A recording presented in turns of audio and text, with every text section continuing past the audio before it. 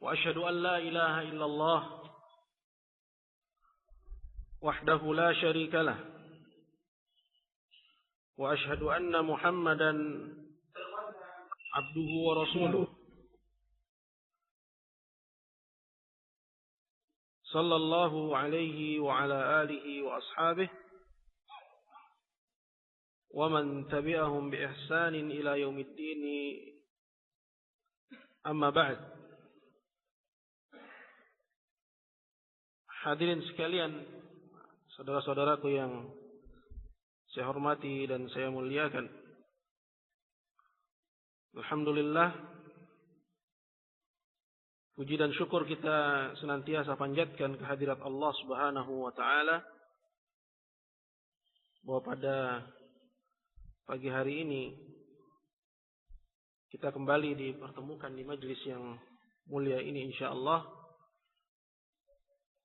Dan sebagaimana biasanya bahwa kita akan melanjutkan kajian kita, yaitu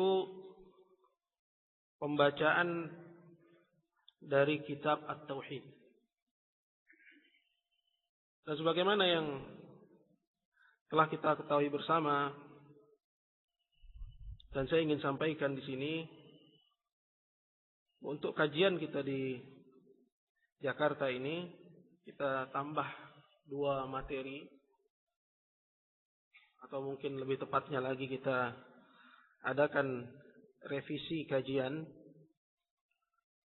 yaitu kita masukkan kajian fikih. Berhubung untuk di Al-I'tisam Al-Ustaz Abdul Bar beberapa kali beliau berhalangan, maka posisi beliau digantikan oleh Ustaz Rizki. Dan beliau seperti yang antum telah dengar bersama tadi, beliau membahas kitab fikih dari kitab Umdatul Fiqh karya Al-Imam Ibnu Qudamah Al-Maqdisi. Dan ini menurut mazhab Al-Imam Ahmad. Dan kitabnya insyaallah kalau antum ingin memilikinya dan untuk ikut menyimaknya, di Jakarta ini mungkin bisa antum cari di Maktabah Al-Wadi, di Pondok Kopi, ya, atau mungkin di Asy-Syuruq, Maktabah Asy-Syuruq itu yang ada di Tebet, yang ada di Bilangan Tebet. Kemudian yang untuk kajian Ahad, ini juga kasusnya sama, bahwa kajian yang semulanya diisi oleh Ustadz Ali Basuki, dan beliau biasanya membahas tentang kitab Al-Adabul Mufrad, tapi karena jadwal beliau yang banyak di luar tempat, sehingga kajian sering sekali kosong. Maka insyaallah kajian pekanan kita di hari Ahad, dan itu setiap pekan ikhwan, karena kita butuh percepatan untuk masalah fikih. Coba antum perhatikan sedikit, kita ini dalam masalah fikih, ya, itu seringnya membahas kepada fikih apa? Fikih taharah, salat, kemudian berhenti. Kemudian ganti lagi ustaz, kemudian fikih taharah, salat lagi. Kemudian berhenti lagi. Kemudian diganti lagi ustaz, kemudian fikih taharah, salat lagi. Kita ini hanya mengerti taharah dan salat. Sedangkan perkara fikih itu banyak. Dan kajian kita sudah berlalu cukup panjang. Ya, seharusnya hal yang demikian ini tidak lagi terjadi. Maka melihat kondisi dan realita seperti ini, yang kita garis bawahi adalah kontinuitas. Yang kita garis bawahi adalah kontinuitas. Alhamdulillah, Ustaz kita nggak jauh-jauh, dan kita harapkan insyaallah beliau ini bisa untuk continue. Dan untuk yang di UNJ, insyaallah itu kajiannya adalah tentang fikih Syafi'i. Jadi kalau di sini kita kajian tentang fikih Imam Ahmad, menurut mazhab Imam Ahmad, dan nanti ada tarjihat tentunya, sebagaimana biasanya kita akan ditarjih. Tapi kita tahu apa mazhab Imam Ahmad dalam permasalahan. Kemudian apa yang hak gitu loh. Apa yang hak. Nah, untuk yang di hari Ahad itu kita memakai pedoman kitab fikih Al-Imam Syafi'i. Dan kitab yang dipakai itu adalah matan Abi Syuja', dikenal juga dengan matan Ghayah wa Taqrib. Dan kitab ini ikhwah yang muliakan Allah, ini kitab merupakan kitab perdana untuk seseorang ketika dia ingin mendalami fikih Syafi'i. Ketika dia ingin mendalami fikih Syafi'i. Dan sebagaimana kitab Umdatul Fiqh, begitu pula kitab matan Abi Syuja' yang dikenal juga dengan matan Ghayah wa Taqrib. Ya, dikenal juga dengan matan Ghayah wa Taqrib. Itu isinya matan. Jadi yang menjadi pedomannya adalah matan. Apa sih matan? Matan itu kesimpulan-kesimpulan dari keputusan-keputusan ulama mazhab.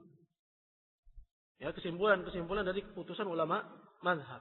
Jadi kita nggak membahas hadis karena metode belajar fikih itu ada dua. Ada yang mengacu kepada hadis. Ini biasanya ya dipakai kitab seperti misalnya ya Umdatul Ahkam, isinya hadis.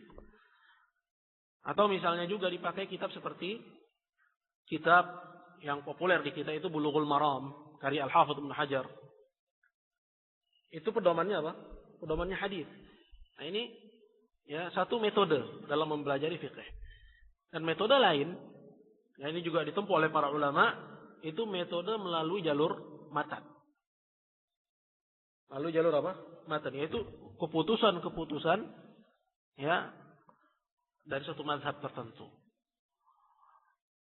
Nah, begitulah kitab matan Abi Syuja' yang ditulis oleh Al-Qadhi Ahmad bin Husain Al-Asbahani. Ya, beliau ini aslinya adalah seorang qadhi, seorang hakim. Ya. Dan dia mengabdikan hayatnya untuk ilmu. Itu berisikan tentang keputusan-keputusan fikih. Ya. Menurut mazhab al-Imam Asy-Syafi'i. Jadi kalau kita ingin, masyarakat kita adalah mazhabnya apa, ikhwan? Syafi'iyah. Mazhab Syafi'iyah. Jadi kita bagusnya itu nggak awam tentang mazhab Syafi'i. Karena bagaimanapun mazhab al-Imam Asy-Syafi'i ya adalah mazhab yang mu'tabarah. Mazhab yang diakui dalam al-Islam. Sebagaimana mazhab yang lainnya. Dan dalam al-fiqh ya pada masa belakangan ya itu mengerucut hanya dikenal 4 mazhab. Padahal mazhab itu sebenarnya banyak. Ya. Mazhab itu asalnya banyak, tapi mengerucut hingga akhirnya dikenal hanya 4 mazhab. Ya, ini di luar mazhab Ja'fari. Kalau mazhab Ja'fari ini mazhab Syiah, ini enggak diakui. Ya, orang-orang Syiah dalam perkara al-fiqh itu dikenal dengan mazhab Ja'fari. Ya, dengan mazhab Ja'fari. Barakallahu fikum. Nah, ini enggak dikenal dan bukan merupakan mazhab yang diakui.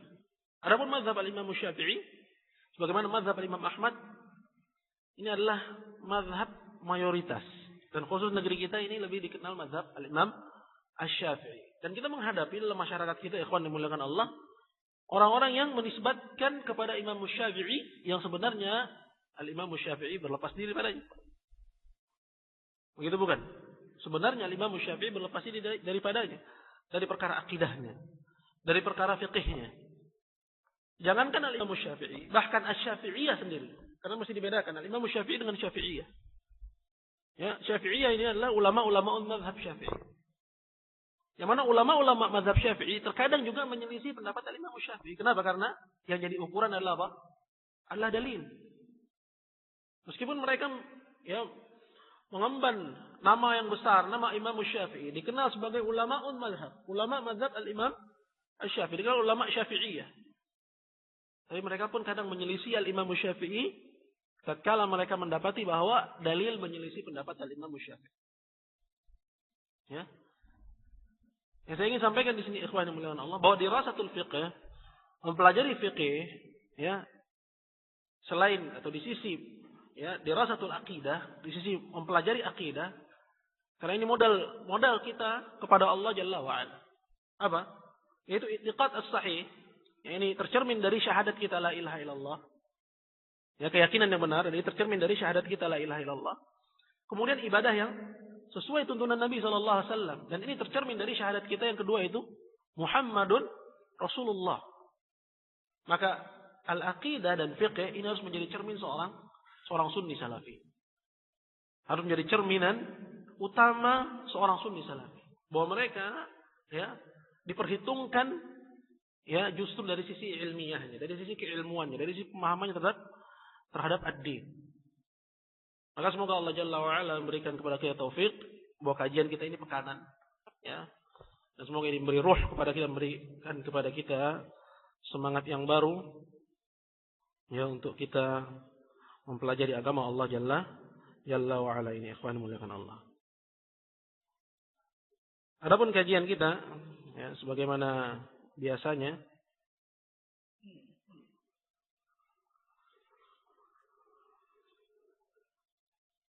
yaitu pembahasan tentang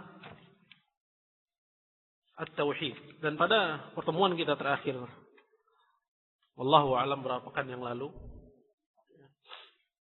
karena ikhwah yang dimuliakan Allah, satu hal lagi yang perlu kita camkan dan perlu kita ya perhatikan, bahwa yang namanya ya kajian pekanan di mana di situ disampaikan ilmu yang sifatnya kontinu. Ini harus menjadi perhatian kita yang terbesar. Kalau tidak, kita tidak akan pernah bangkit ya dari ya keawaman kita. Coba, pekanan itu berapa kali kita ngaji? Hanya seminggu sekali. Ya. Maka kalau kajian pekanan ini ya banyak ya diselingi hal-hal yang lain selain daripada ya arah dari dakwah kita, maka sasaran yang kita harapkan untuk kita keluar dari keawaman ini tidak akan tercapai. Atau mungkin akan terjadi ya keterlambatan dan kita sudah terlambat. Maka ayo al-hadirin muliakan Allah Subhanahu wa taala, ihtimam ya perhatian terhadap kajian perkara ini itu harusnya lebih. Maka kalau antum tahu saya dan bagaimana saya dan bagian kawan-kawan juga mengenal saya sebenarnya nggak begitu ya senang dengan acara daurah kecuali itu diagendakan. Misalnya dalam 2 bulan sekali. Kenapa? Karena perhatian kita itu sebenarnya kepada apa? Kepada yang rutin ini. Nah itu. Ya. Adapun yang sifatnya tabligh, sifatnya daurah, itu sekedar untuk apa? Untuk memotivasi. Memotivasi untuk kembali kepada kajian pekanan. Untuk kembali kepada kajian pekanan hingga akhirnya dari daurah itu kaum muslimin mengenal manhaj salaf, cinta kepada ilmu sehingga akhirnya mereka mau menghadiri majelis pekanan. Tapi kalau kita lihat fenomena kita beda. Kita lebih cenderung kepada yang sifatnya bulanan atau 2 bulan sekali, tapi yang pekanan kosong. Dan ini sebenarnya bukan ciri dari kita sebagai Ahlus Sunnah. Ya, tapi lebih cenderung kepada ciri orang awam, ikhwan yang muliakan Allah. Ya, coba lihat kepada orang-orang awam, ya, seperti itu keadaan. Tapi Ahlus Sunnah sepekan sekali itu kurang sebenarnya.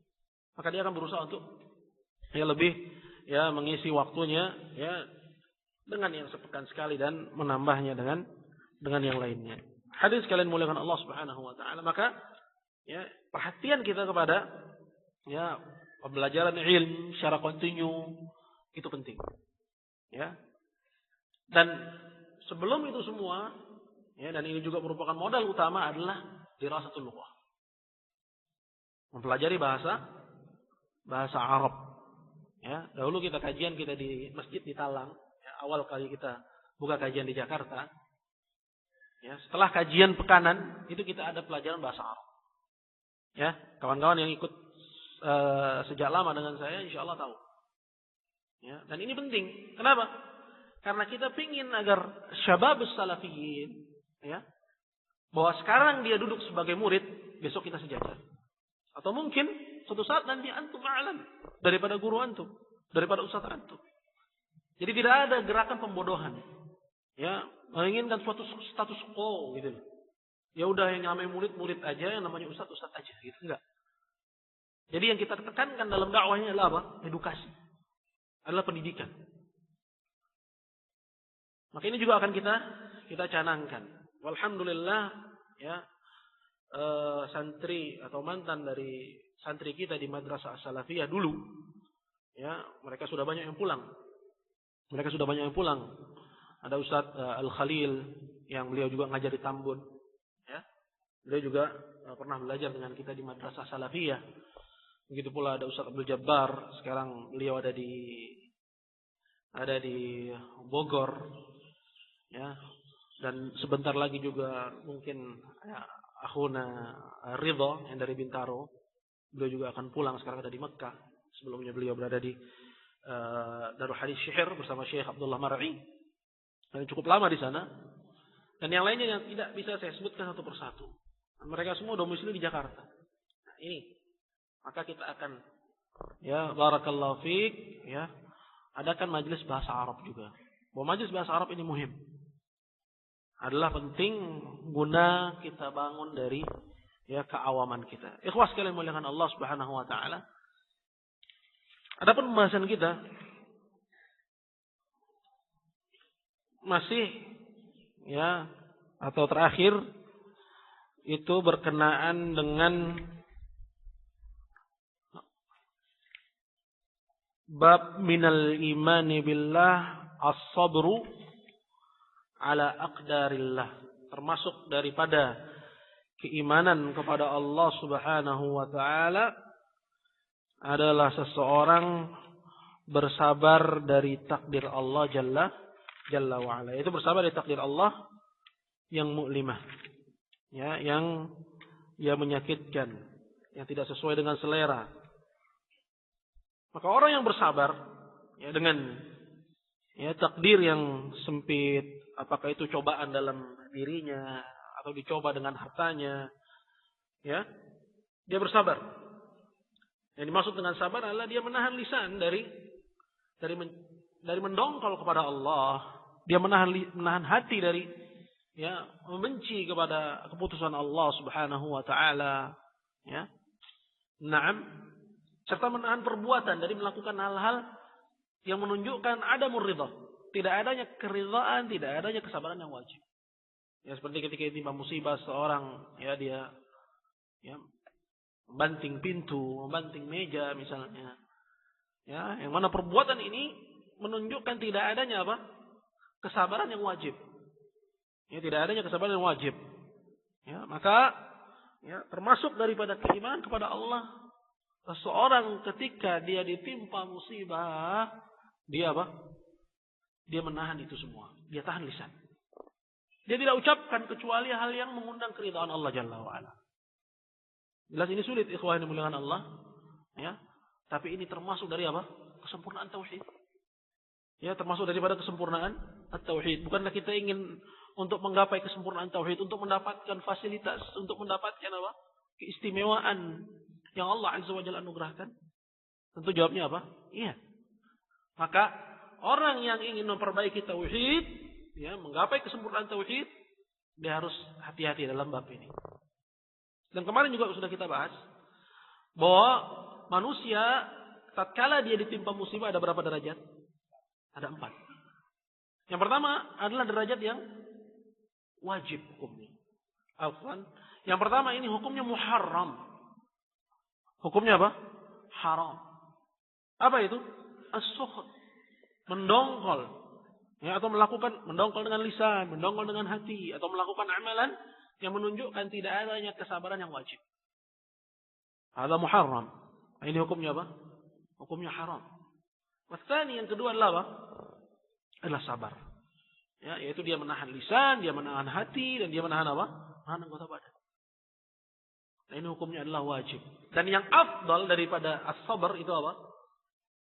Adalah ar-ridha. Adalah ridha. Yaitu ridha. Dia ridha dengan apa yang Allah Jalla wa'ala, dengan yang Allah Jalla wa'ala putuskan. Dan yang paling utama darinya itu adalah tingkatan yang keempat adalah derajat asyukur. Dan dibahas oleh ulama perbedaan antara sabar dengan ridha. Perbedaan sabar dengan ridha. Siapa yang ingat? Siapa yang ingat? Apa beda sabar ya dengan ridha? Nah, kata ikhwan, masalahnya begitu bukan permasalahan yang kemarin kita utarakan, ya. Dibedakan antara as-sabar yaitu kesabaran dengan ridha. Nah, siapa yang bisa jelaskan? Coba. Kita interaktif dikit. Tafadhal.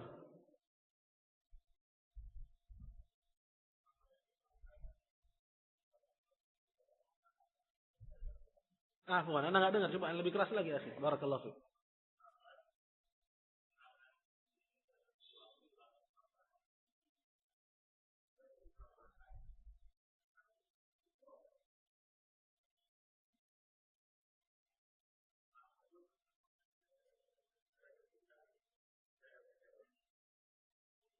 Jayyid, la bas, ya mendekati. Anda bisa lebih fasih? Ada yang bisa lebih jelas lagi, tafadhal?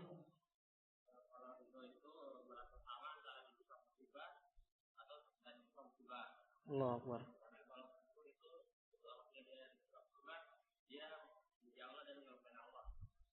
Baik, la bas. Ini membawakan perbedaan antara sabar dengan syukur. Tapi pertanyaannya adalah sabar dengan ridha. Ya, membawakan ridha dengan syukur. Baik. Perbedaan antara ya yang namanya sabar dengan ar-ridha. Ya. Baik, seorang yang sabar berarti dia sudah mendatangkan yang wajib atau belum? Apakah dia dikatakan melanggar? Tidak. Ya. Maka dia sudah tunaikan apa yang wajib atasnya ketika ditimpa musibah. Apa itu? Sabar. Ya. Nah, orang yang sabar ketika ditimpa musibah berat. Berat. Gak sama bagi dia ditimpa musibah dengan gak ditimpa musibah. Ya, gak sama ketika dia timpa dengan kerugian yang besar, perusahaannya bangkrut.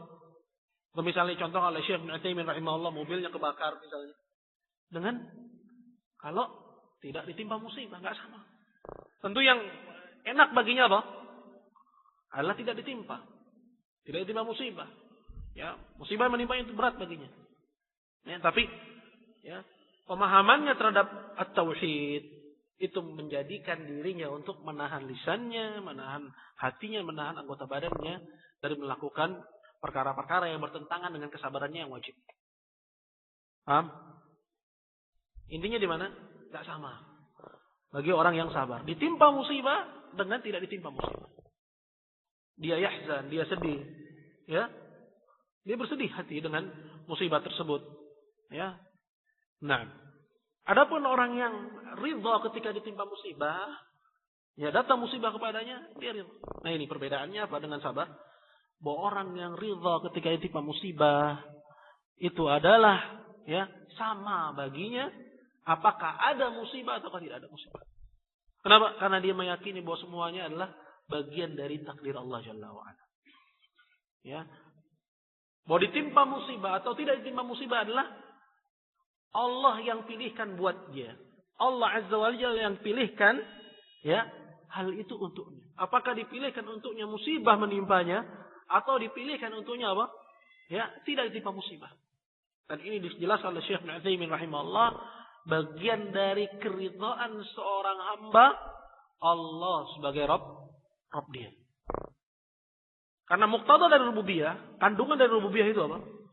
Dan rububiyah 3, sering saya tekankan, rububiyah itu berapa? 3, al-khalq wal mulk wa tadbir. Penciptaan, kepemilikan dan pengaturan. Dan masuk ke dalam konsep pengaturan, ya tadi. Kadang seorang ditimpa musibah, kadang seorang ditimpa apa? Ditimpa kesenangan, kadang seorang terkena bencana, kadang yang ini terbebas dari bencana. Ini bagian dari apa? Dari tadbir, dari pengaturan. Dan pengaturan ini ya mengerucut lagi kembali kepada rububiyahnya Allah Jalla wa Ala. Dan tauhid seorang muslim kepada Allah itu bukan hanya uluhiyah. Bahkan sebelum al-uluhiyah adalah apa? Adalah rububiyah. Dia mengakui Allah sebagai pencipta, dia mengakui Allah sebagai pemilik, dia mengakui Allah sebagai zat yang mengatur. Dan dia tidak lepas dari aturan Allah Jalla wa Ala. Dia tahu itu, bahwa dirinya nggak lepas, tidak akan keluar dari aturan Allah Subhanahu wa Ta'ala. Maka, apakah musibah yang menimpa dia, ataukah ya kesenangan yang menimpa dia, itu sama baginya. Nah, ini kondisi orang yang ridha. Ya, meskipun seorang yang ridha dengan itu musibah, mungkin dia apa? Dia bersedih. Ya, dia mungkin bersedih hati. Ya, tapi ya. Dikarenakan ya keridhaan dia kepada Allah Jalla wa Ala atas apa yang Allah Jalla wa Ala pilihkan untuknya, maka musibah ataupun tidak ada musibah itu sama baginya. Itu adalah sama baginya. Nah, ini. Dan yang lebih sempurna adalah derajat asyukur. Ya, derajat asyukur. Ya, yaitu tatkala seorang hamba mengetahui bahwa di balik musibah itu ada apa? Ada pahala. Maka dia melihat ketika musibah menimpa, yang dia lihat apa? Bukan dirinya yang mendapatkan bencana. Maka apa yang dia lihat? Ketika musibah itu datang kepadanya, matanya langsung melihat, pandangannya langsung terarah kepada apa? Kepada pahala yang akan dia dapat. Maka yulazimus sabr. Dari situ dia ya melazimi kesabaran kepada Allah Jalla wa Ala, ya, dengan mengharapkan balasan dari Allah atas musibah yang menimpanya. Atas musibah yang menimpanya. Dan ya, hadis yang berikutnya dari yang dibawakan oleh Syekh Muhammad Ibn Abdul Wahhab rahimahullahu taala adalah seputar hal ini.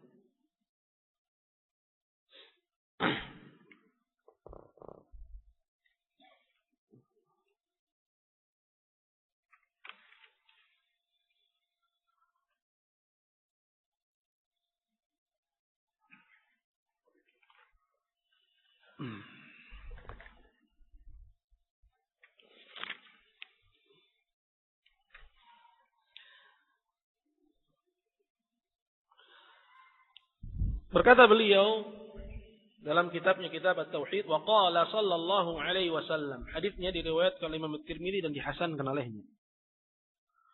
Qala inna idhamal jazaa'i ma'a idhamil bala wa inna Allah idza ahabba qauman ibtalahum faman radiya falahu ar-ridha wa man sakhita falahu as-sukhut.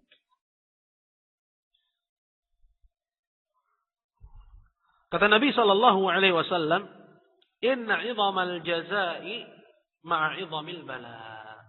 Sesungguhnya besarnya balasan yang akan didapat oleh hamba, maksudnya besarnya pahala.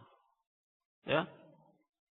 Itu menyertai besarnya bencana, besarnya musibah.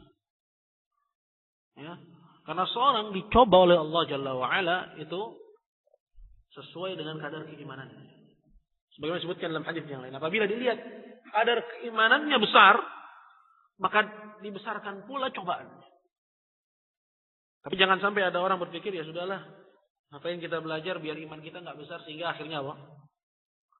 Sehingga akhirnya ya tidak dicoba oleh Allah. Ini salah. Ini keliru. Ya. Justru wajib bagi kita untuk mempelajari din, mempertebal keimanan kepada Allah Jalla wa Ala. Sebagaimana wajib ketika datang musibah, untuk kita apa? Melazimi sabar, gitu loh. Untuk kita melazimi sabar. Jadi jangan ada orang berpikir ya sebaliknya. Ya Ustaz, kalau besarnya cobaan itu mengikuti besarnya iman, ya sudah. Untuk apa kita mempertebal keimanan biar cobaannya enggak besar-besar katanya. Paham ya? Ini salah kaprah. Ya, justru wajib bagi kita mempelajari din, ya mempertebal keimanan. Bersama dengan itu kita mohon kepada Allah keselamatan, gitu ya. Kita mohon kepada Allah Azza wa Jalla keselamatan. Ya. Allahumma inni as'aluka salamatan fid din, wa afiyatan fil jasadi. Ya. Ya Allah, sungguhnya aku mohon kepada Engkau, ya, keselamatan dalam agama, kesehatan dalam jasad, ya, dan seterusnya. Wa ziyadatan fil ilmi wa barakatan fil rizqi. Ya, sering dengar enggak doa ini? Di mana? Di surau ya, itu doa bagus loh Ikhwan. Ya, itu doa bagus. Ya, meskipun ketika si imam masjid dia ketika membaca doa, ya, kita nggak mengamini gitu ya, nggak ikut-ikutan angkat tangan karena itu ya doa berjamaah, ya. Tapi nggak apa-apa kalau kita hafal, ya, untuk kita berdoa dengannya.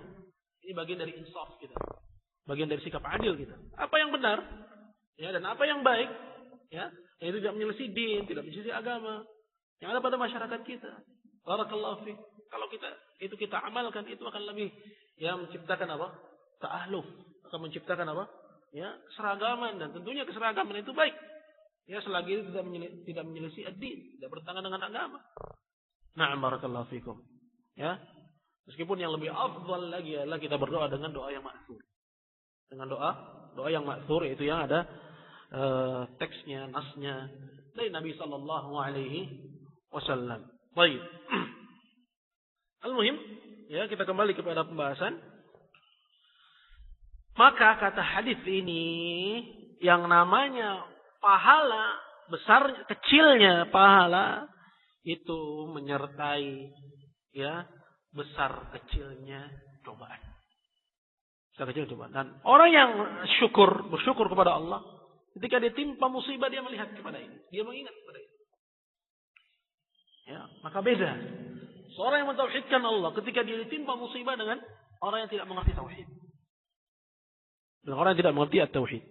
Kemudian kata Allah Jalla wa Ala, atau kata Nabi sallallahu alaihi wasallam selanjutnya, qala wa inna Allah ta'ala idza ahabba qauman ibtala. Dan sesungguhnya Allah Ta'ala apabila dia mencintai satu kaum, maka Allah timpakan kepada cobaan. Ya, Allah coba dia. Ya. Nah, yang timpakannya cobaan kepada satu kaum, ya, disebabkan karena keimanannya. Ini dalil ala mahabbatillahi tabaraka wa ta'ala. Ini dalil kalau Allah Jalla wa Ala cinta kepadanya. Kalau Allah Subhanahu wa ta'ala cinta kepadanya. Ya. Jadi saya katakan apa? Kalau dia beriman. Kemudian ditimpakan kepadanya cobaan, maka ini apa? Dalil kalau Allah Jalla wa Ala cinta kepadanya. Nah, ya. Ya, agar jangan sampai orang menyangka bahwa ketika seorang yang ditimpa musibah padahal dia kufur, boleh kita bilang Allah cinta kepada dia. Jadi ukurannya adalah dan dia beriman kepada Allah. Kemudian ditimpakan kepadanya cobaan. Ini dalil ya kalau Allah Jalla wa Ala cinta kepadanya. Ini sebagaimana disebutkan dalam hadis yang lain, "May yuridillahu bi khairan yusib minhu." Barang siapa yang Allah kehendaki padanya kebaikan. Barang siapa yang Allah kehendaki padanya kebaikan, Allah timpakan kepada cobaan. Allah timpakan kepadanya cobaan. Baik. Kemudian kata Nabi, qala faman radhiya falahu ridha. Maka barang siapa yang ketika ditimpa musibah dia ridha. Maksudnya ridha di sini adalah dia bersabar. Ya, artinya dia tidak dongkol.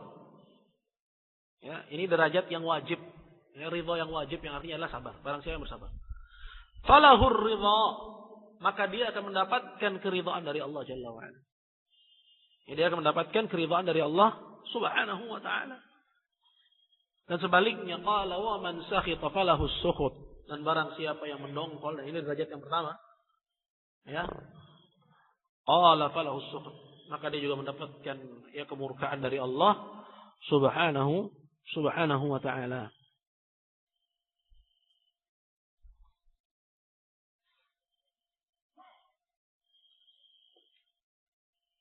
Nah.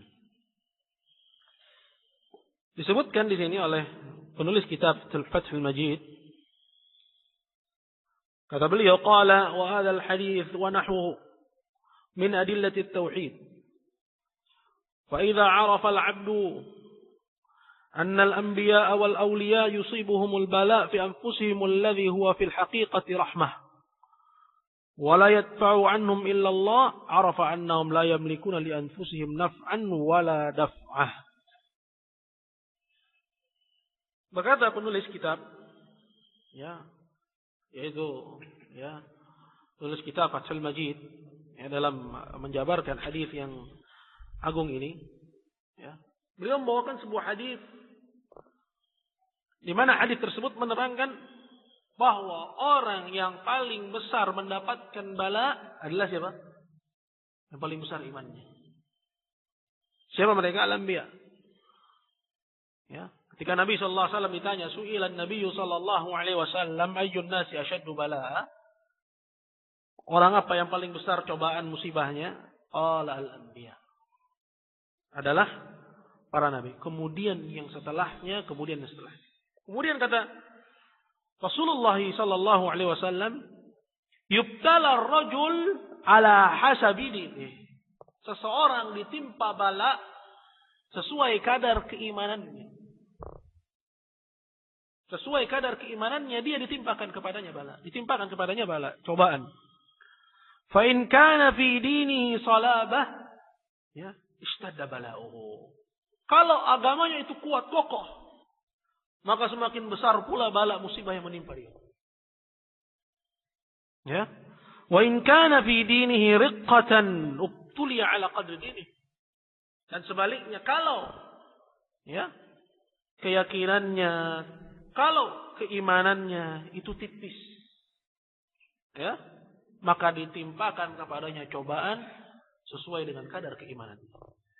Sesuai dengan kadar keimanannya. Fama yabrahul bala'u bil 'abdi hatta yatrukahu yamshi 'alal ard wa ma 'alaihi khati'ah.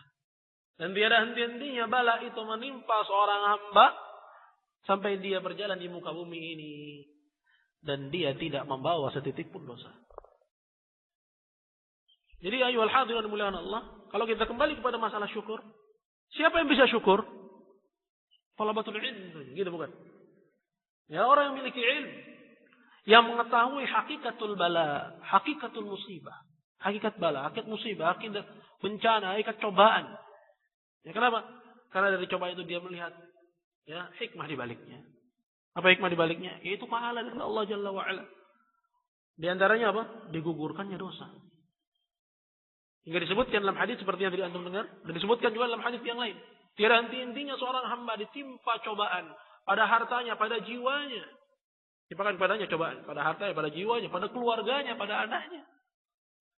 Ya, sampai dia bertemu dengan Allah Jalla wa Ala dan dia tidak membawa setitik pun dosa. Nah, hadis yang seperti ini akan mendorong seseorang untuk dia melazimi sabar.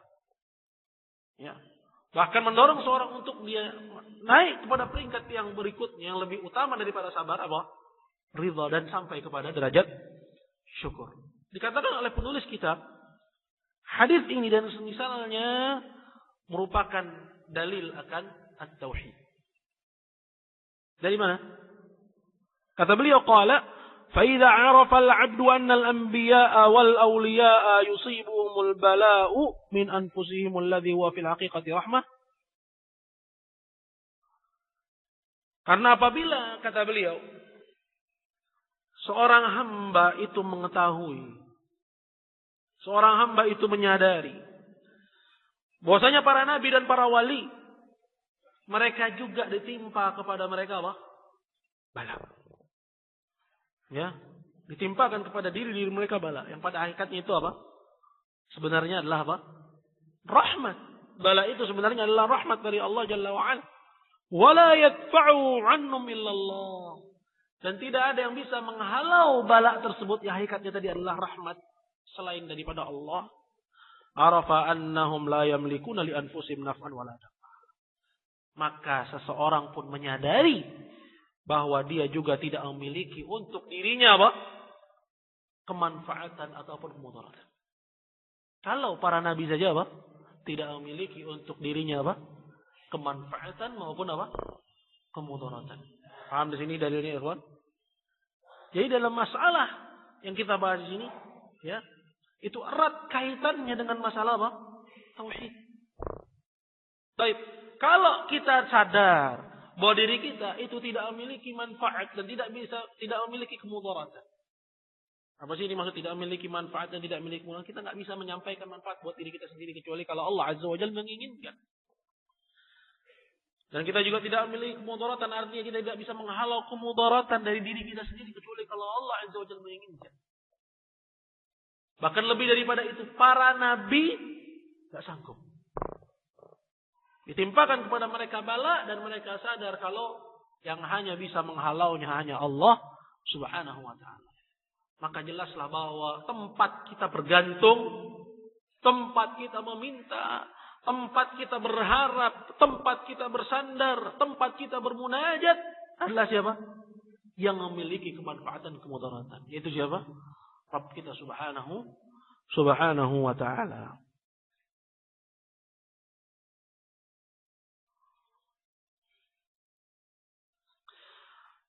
Berkata penulis kitab melanjutkan, qala fali anna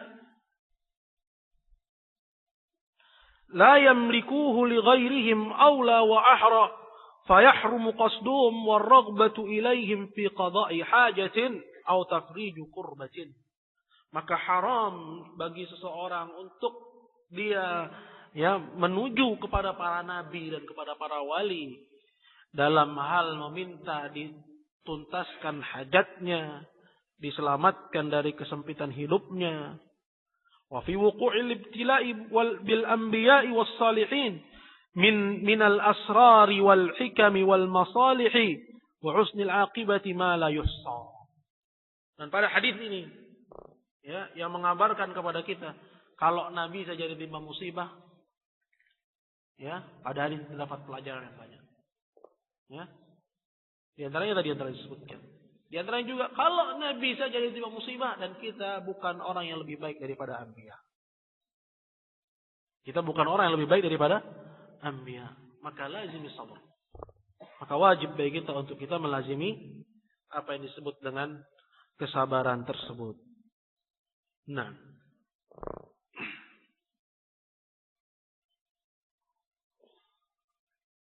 bentar sekali ya.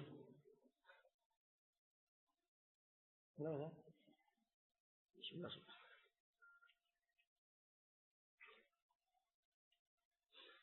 Baik, insyaallah taala ya, saya cukupkan sampai di sini. Berhubung sesinya. Tapi sebagaimana yang telah saya sampaikan insyaallah bahwa ya yang namanya kajian secara maraton begini ini butuh untuk diteruskan dan terus digalakkan. Ya. Bahkan kita berharap ya barakallahu fiik ya kajian-kajian yang sifatnya yang mengumpulkan ya beberapa kajian dibahas dalam satu waktu yang singkat untuk percepatan ini dibutuhkan. Ya. Nah, ini sudah diawali Ustaz Zul Qarnain hafizahullah, di mana beliau membahas misalnya seperti daurah fikih nasional. Ya, ini tujuan untuk percepatan edukasi kepada kita. Sehingga yang namanya kitab fikih itu ya mungkin nggak butuh dibahas secara selama bertahun-tahun. Kenapa? Karena kita butuh untuk ibadah segera. Begitu bukan? Ya, kita butuh untuk beribadah segera. Begitu pula kitab akidah. Nah, kita sudah awali beberapa waktu yang lalu ya di Masjid UI. Ya, Masjid Tauhid. Itu kita bahas kitab Al-Usulul Tsalatsah dalam 2 hari selesai. Nah, percepatan ini penting. Ya. Nah, tujuannya tadi. Ya, di sisi kajian-kajian apa ya, ikhwan? Kajian-kajian yang sifatnya pekanan.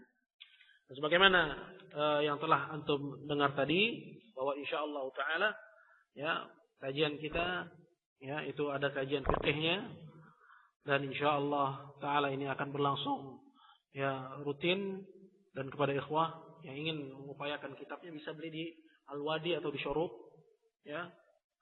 Di Syuruq ya, kita mungkin anak Mawardi mengupayakan nanti ya kitab Umdatul Fiqh untuk di sini dan kitab ya Matan Abi Syuja' untuk di UNJ-nya. Itu aja insyaallah dari saya. Wallahu taala a'lam wa a'lam. Saya cukupkan sampai di sini.